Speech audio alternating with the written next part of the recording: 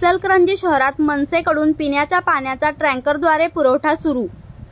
महाराष्ट्र नवनिर्माण सेनेच्या इचलकरंजी शहर शाखेच्या वतीने शहरात पिण्याच्या पाण्याचा पुरवठा टँकरद्वारे सुरू करण्यात आला आहे.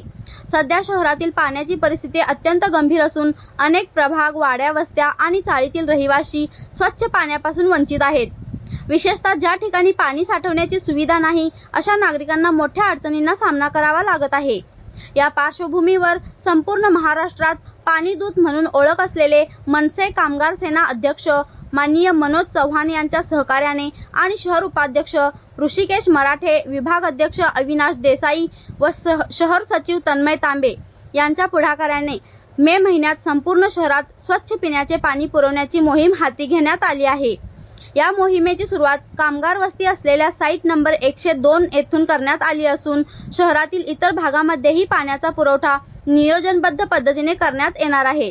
कोणत्याही भागात पाण्याची आवश्यकता भासल्यास कोणतेही राजकारण न करता तत्काळ मदत पोहोचविण्यात येईल असा निर्धार महाराष्ट्र नवनिर्माण सेनेने व्यक्त केला आहे. MS51 न्यूज करिता मुबारक शेख.